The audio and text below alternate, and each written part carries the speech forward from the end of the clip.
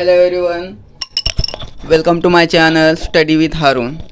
तो आज मैं आपको निबंध लेखन के बारे में बताऊंगा, यानी निबंध लेखन कैसे लिखते हैं, उसके जनरल रूल क्या होते हैं, सामान्य नियम क्या होते हैं, उसके बारे में मैं आपको बताऊंगा। जैसे ये देखो, यहाँ पर मैंने लिखा हूँ कि निबंध लिखना चाहिए सामान्य नियम, यानी निबंध लेखन के अलग अलग प्रकार होते हैं। 10वीं में 3 प्रकार हैं और निबंध लेखन आपके लिए 8 मार्क के लिए आ जाएगा। तो यहाँ पर क्या है, सामान्य नियम है, यानी कोई भी प्रकार का निबंध हो उसके लिए वो नियम लागू होंगे। तो कुछ जनरल रूल्स या सामान्य नियम मैंने बनाए हैं, वो मैं आपको एक्सप्लेन करता हूँ, बताता हूँ। अब देखो यहाँ पे जैसे मैंने लिखा निबंध लिखना चाहिए सामान्य नियम, तो क्या रहेगा, सबसे पहला मैंने लिखा कि हस्ताक्षर सुंदर असावे, यानी आपकी हैंड राइटिंग है वो अच्छी होनी चाहिए, सुंदर होनी चाहिए, ताकि पढ़ने वाले को इम्प्रेसिव लगे, अच्छा लगे। लिहिताना समास सोडावा, यानी जब आप लिख रहे हो तो समास यानी पैराग्राफ छोड़ना चाहिए, यानी 2 फिंगर स्पेस छोड़ना चाहिए। आकर्षक व नेम की प्रस्तावना, यानी जो भी विषय पर आप लिख रहे हो तो पहले पैराग्राफ में क्या आएगा, उसकी प्रस्तावना आएगी कि एग्जैक्टली उस सब्जेक्ट के बारे में आपको क्या पता है, वो सब्जेक्ट को आपको इंट्रोड्यूस करना है, तो उसे कहेंगे आकर्षक प्रस्तावना। और नेम की यानी टू द पॉइंट, यानी बहुत ज़्यादा लंबी चौड़ी प्रस्तावना नहीं चाहिए। फिर विषयाला अनुसरून उदाहरण, यानी जो भी टॉपिक दिया गया आपको निबंध लेखन के लिए उससे रिलेटेड एग्जाम्पल्स आप दे सकते हो। फिर उसके बाद है सहज सोपी भाषा, यानी सिंपल लैंग्वेज में लिखना है, बहुत ज़्यादा नए नए वर्ड्स ऐसे नहीं लिखना है, जो भी आपको आता है, एक 10th के बच्चे की जो मराठी होती है उस हिसाब से आपको लिखना है, एकदम जनरल मराठी लिखना है, ईजी मराठी लिखना है, छोटे छोटे वाक्य लिखने हैं और सोपे वाक्य लिखना है। इससे क्या होगा कि आपकी ग्रामर की गलतियाँ कम होगी। अब देखो इसके बाद का नियम क्या है, आकर्षक प्रारंभ, विचारपूर्वक मध्य व प्रेरक शेवट। आकर्षक प्रारंभ यानी थोड़ा इम्प्रेसिव आपका स्टार्ट होनी चाहिए निबंध की। विचारपूर्वक मध्य, मध्य में मतलब इन बिटवीन आपको क्या करना है, आपके ऐसे विचार रखना चाहिए रिलेटेड टू दैट टॉपिक, यानी टॉपिक से रिलेटेड आपके विचार आपको लिखना है। और आप कैसे सही हो किसी विषय पर, अगर आप आपका ओपिनियन रख रहे हो तो आपका ओपिनियन कैसा सही है, उसके फ़ायदे तोटे क्या, ये आपको मध्य में यानी इन बिटवीन बताना पड़ेगा। और वह प्रेरक शेवट, एंड लास्ट में आपको कुछ मैसेज देना है। सपोज कोई ऐसा उदाहरण है, मान लो हुंडा या डाउरी के ऊपर हम निबंध लेखन लिख रहे हैं, तो प्रेरक शेवट कैसे होगा कि हम बताएंगे कि हुंडा लेना या डाउरी लेना, दहेज लेना कितना गलत है, तो इसको कहेंगे प्रेरक शेवट। तो इस प्रकार से ये 5-6 जनरल रूल्स हैं निबंध लेखन के, सामान्य नियम है, जो आपको निबंध लिखते हुए ध्यान में रखना है और उसको अप्लाई करना है।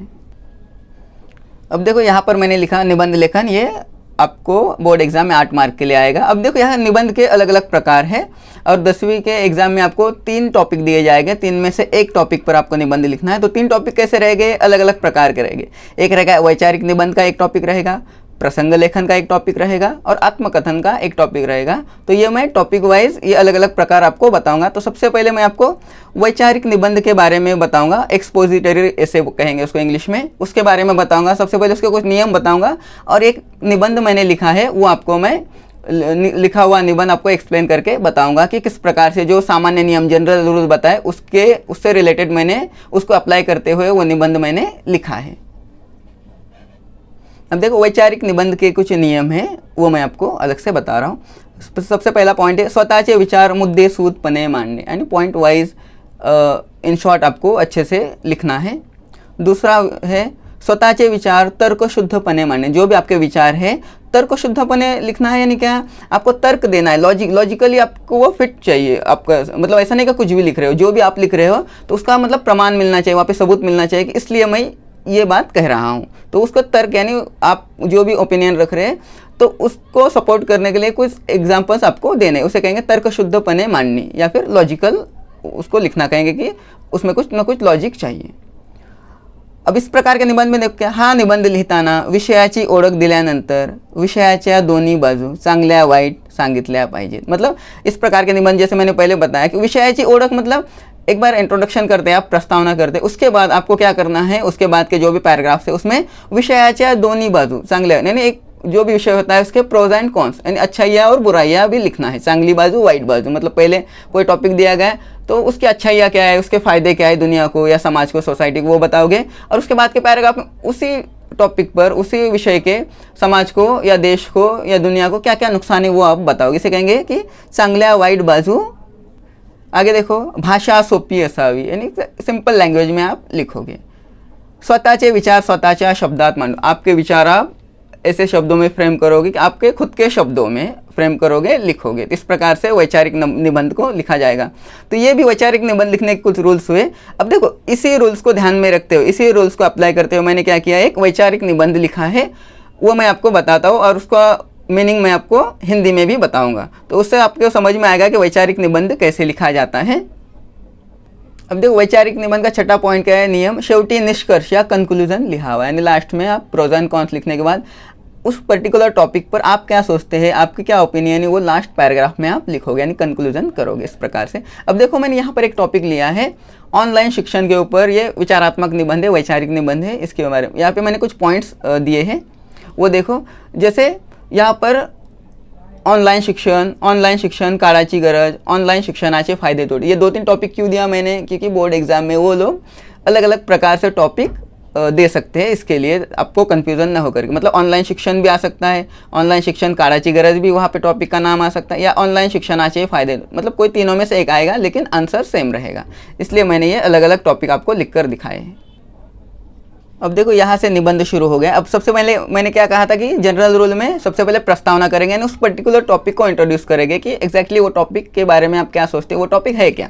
ठीक है, तो यहाँ पे ऑनलाइन शिक्षण हमारा टॉपिक है। तो देखो, ऑनलाइन शिक्षण की मैंने फिर परिभाषा लिखी, यहाँ पर उसकी व्याख्या लिखी, डेफिनेशन लिखी है कि एग्जैक्टली ऑनलाइन शिक्षण है क्या। तो देखो, ऑनलाइन शिक्षण म्हणजे आपण जे शिक्षण शिक्षकांकडून फळा आणि पुस्तक यांच्या माध्यमातून वर्गात मिळवत होतो, तेच शिक्षण आज आपण संगणक, मोबाईल आणि इंटरनेटच्या माध्यमातून घरी बसून प्राप्त करत आहोत, यालाच ऑनलाइन शिक्षण म्हणतो। यानी ऑनलाइन शिक्षण का मतलब मैंने क्या बताया कि पहले क्या होता था, कोरोना के पहले ऑनलाइन एजुकेशन शुरू होने से पहले कि हम फळा आणि पुस्तक यांच्या माध्यमातून, बुक्स और ब्लैक बोर्ड के माध्यम से हम शिक्षकांकडून, टीचर से शिक्षण लेते थे, उसको कहते थे, वो तो ऑफलाइन शिक्षण था। लेकिन आज क्या हुआ, वो चीज़ें बदल गई।